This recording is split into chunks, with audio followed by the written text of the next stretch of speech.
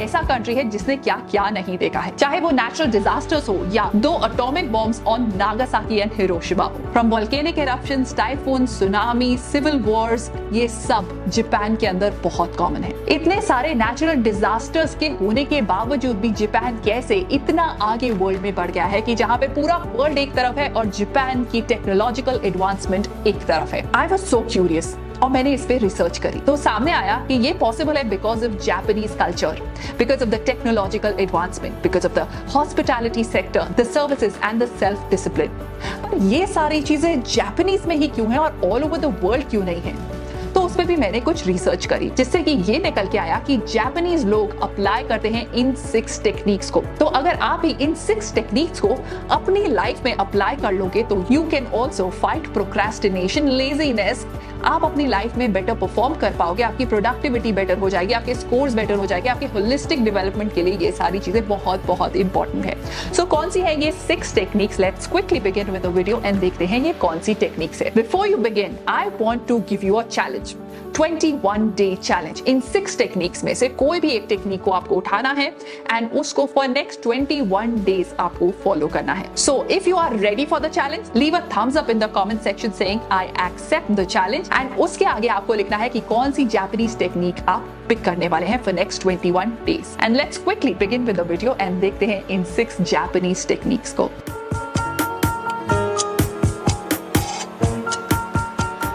सबसे पहली Japanese technique है इनमोरी। इनमोरी का मतलब है टेकिंग अ नैप। जापान के अंदर नैप लेना ऑकवर्ड नहीं माना जाता है। अगर आप ऑफिस में हैं या स्कूल में हैं और आप थक गए हैं तो आप अपनी सीट पर ही नैप ले सकते हैं। यही नहीं, अगर आप ट्रैवल कर रहे हैं तो भी वो इनकरेज करते हैं नैप लेना, क्योंकि इसको कंसिडर करा जाता है part of self care and rest, जो बहुत इंपॉर्टेंट समझा जाता है जापानीज कल्चर के अंदर, क्योंकि इससे एफिशिएंसी बढ़ती है। Instead of taking long breaks या अपनी वर्क प्लेस को छोड़ना रेस्ट करने के लिए और आने और जाने में बहुत टाइम स्पेंड कर देना, उससे अच्छा अपनी वर्क प्लेस पर ही सो जाना, क्योंकि इससे स्ट्रेस रिड्यूस होता है, आपकी अलर्टनेस बढ़ती है, कॉग्निटिव लोड कम होता है, इमोशनल बैलेंस बढ़ता है, फटीग रिलेटेड एरर्स आपके कम होते हैं। एक बार एक बॉय होता है इंडिया में, तो वो अपनी क्लास में सो जाता है। जैसे ही उसकी टीचर देखती है तो वो उसे पनिशमेंट देती है और बोलती है क्लास से निकल जाओ। अब थोड़े टाइम बाद उस लड़के के फादर का ट्रांसफर हो जाता है जापान में। अब जापान में जब उस क्लास में थक जाता है पढ़ते पढ़ते तो वो सो जाता है और उठने के बाद वो बहुत घबरा जाता है और अपनी टीचर से बोलता है sorry I slept in the class, but the teacher said it's okay, क्योंकि ये हमारे कल्चर का पार्ट है। It is called inemuri. Moving on to the second very very important technique and that is called kanban. Kanban एक बहुत important technique है जो manufacturing companies like Toyota till date follow करती है और इस टेक्निक के थ्रू हम सब स्टूडेंट्स बहुत इफेक्टिव बन सकते हैं। तो एक बार एक टीचर 2 ग्रुप ऑफ स्टूडेंट्स को एक काम देती है, एक प्रोजेक्ट देती है कंप्लीट करने के लिए, जहां पे फर्स्ट सेट ऑफ स्टूडेंट्स उस प्रोजेक्ट को सिर्फ 2 दिन के अंदर ही कंप्लीट करके अपनी टीचर को वापस दे देते हैं और दूसरे ग्रुप को उसे 7 डेज लग जाते हैं कंप्लीट करने में। जब टीचर उनसे पूछती है कि आपने कैसे इस प्रोजेक्ट को 2 दिन में कंप्लीट कर दिया, तो स्टूडेंट्स बताते हैं कि उन्होंने यूज की थी टेक्निक कॉल्ड कैनबैन। तो टीचर ने पूछा कि ये क्या टेक्निक है, तो स्टूडेंट ने बताया कि ये एक जापानीज टेक्निक है जिसके अंदर आप अपने काम को 3 पार्ट्स के अंदर डिवाइड करते हैं। सबसे पहले आप जो भी काम करेंगे उसे एक चार्ट के फॉर्म में ड्रॉ कर देते हैं विजुअली, तो जितने भी लोग इन्वॉल्व हैं टीम के अंदर सब उसे देख पाएंगे एंड सब उसे समझ पाएंगे। इसके अंदर कुछ ऐसे सिग्नल्स या कार्ड दिए जाते हैं जो आपको हर चीज के बारे में पहले ही इन्फॉर्म कर देते हैं। आप अपने काम को 3 कैटेगरीज में डिवाइड करेंगे, to do, work in progress and done. तो आप टू डू लिस्ट बनाएंगे। टू डू लिस्ट के अंदर जो जो काम आप आगे मूव करते जा रहे हैं उसे आप वर्क इन प्रोग्रेस डालते जाएंगे एंड जैसे ही जो जो छोटे छोटे टास्क होते जाएंगे उनको आप डन की लिस्ट में डाल देंगे। ऐसा करने से सबके पास क्लैरिटी होगी कि कहां पे प्रोजेक्ट पहुंचा है, उनका क्या पार्ट है इस प्रोसेस के अंदर एंड कब तक इसे कंप्लीट करना है। ऐसा करने से सबके माइंड में क्लैरिटी रहती है और किसी के माइंड में भी कोई कंफ्यूजन नहीं होती है और विजुअल रिप्रेजेंटेशन की वजह से चीजें जल्दी हो जाती है। सो नेक्स्ट टाइम जब आप भी स्टक हो जाए कि किस तरह से आप अपने सिलेबस को जल्दी खत्म करें, try out this technique. And the third important Japanese technique is called kaizen.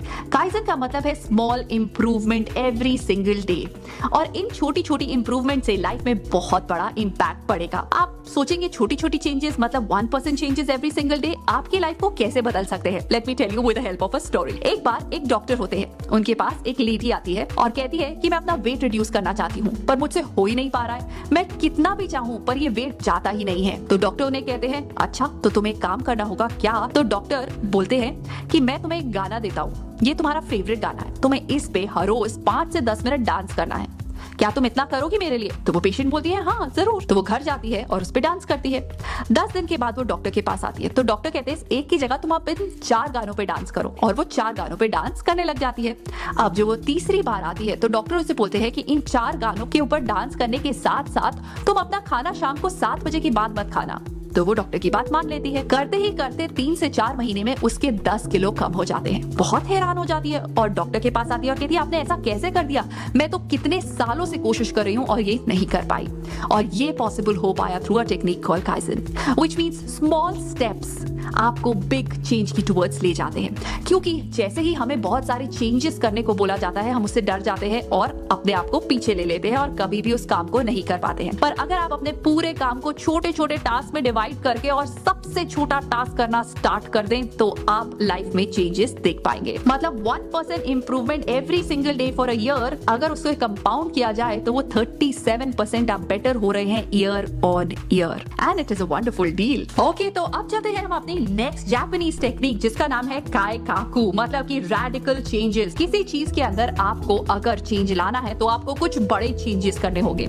I know ये काइजन के एकदम ऑपोजिट है, बट काइजन यूज होता है कुछ अलग चीजों पे और काइकाकू यूज होता है कुछ अलग चीजों पे, एंड काइकाकू की टेक्निक एब्सोल्युटली डिफरेंट है। तो जब आपको लाइफ में आप स्टक फील करते हो और आपको लगता है कि यहाँ से कैसे बाहर निकले, for example your habit of watching reels या टीवी देखना या स्क्रीन टाइम बहुत ज्यादा होना, इस प्रॉब्लम से मैं आपको बाहर निकाल सकती हूँ थ्रू दिस टेक्निक कॉल्ड काइकाकू। पर कैसे? देखिए, इस टेक्निक के अंदर हमें दिया गया है एक tool which is called 5 why question tool. अब इसके अंदर ये कहता है कि आपको क्या करना है कि अगर आप किसी भी प्रॉब्लम के अंदर स्टक हो जाए तो आपको 5 व्हाई क्वेश्चंस पूछने हैं अपने आप से। मतलब मैं इतनी देर फोन पर क्यों स्पेंड करती हूँ, क्योंकि जब भी मैं पढ़ती हूँ फोन मेरे सामने होता है। क्वेश्चन नंबर 2, फोन मेरे सामने क्यों होता है, क्योंकि जब भी मैं पढ़ने बैठती हूँ मैं फोन को बंद करना भूल जाती हूँ, या मुझे ऐसे लगता है अगर किसी का इंपॉर्टेंट कॉल आ गया तो किसी का इंपॉर्टेंट कॉल मेरी पढ़ाई के टाइम पर ही क्यों आएगा, अगर मैं उन्हें पहले इन्फॉर्म कर दूंगी तो कोई भी मुझे इंपॉर्टेंट कॉल पढ़ाई के टाइम पे नहीं करेगा, या मैं अगर एयरप्लेन मोड में अपने फोन को रख दूंगी तो प्रॉब्लम नहीं होगी, क्यों मैं अपने फोन को एयरप्लेन मोड में नहीं रख पाती हूँ। ऐसे करते करते जब आप 5 क्वेश्चंस पूछते हैं अपनी रिलेटेड प्रॉब्लम से तो आप उसके रूट कॉज में पहुंच जाते हैं, और ये रूट कॉज आपको हेल्प करेगा अपनी प्रॉब्लम को सॉल्व करने में। किसी भी प्रॉब्लम में आप स्टक है, ट्राई आउट दिस हैक। बहुत डिस्ट्रैक्टेड रहते हैं, try out this hack. Mobile addiction है, try out this hack, and do let me know in the comment section below कि क्या ये आपके साथ वर्क की ये technique. Moving on to the next very important Japanese technique, and that is Siri, Saito and Saiso. So Siri जिसका मतलब है sort, Saito जिसका मतलब है set in order, and Saiso जिसका मतलब है shine। एक clean environment हमें force करता है to be productive। अगर हमारी work space clean नहीं होगी और cluttered होगी तो हम बहुत ज्यादा distracted feel करेंगे और चीजों को करने का हमें कभी भी मन नहीं करेगा, and this is one of the reason why we feel lazy। जिस दिन भी आप बहुत lazy feel कर रहे हो, आपको लगता है कि आज तो बिल्कुल पढ़ाई नहीं कर सकता, just do one thing। अपने लिए एक छोटा सा काम कर लेना, और वो है कि अपनी स्टडी स्पेस को क्लीन करना, उसे एक अट्रैक्टिव जगह बनाना अपनी डेस्क को, एंड उसके अंदर वो सब चीजें रखना ऑर्डर में जो आपको चाहिए फॉर योर नेक्स्ट सेशन।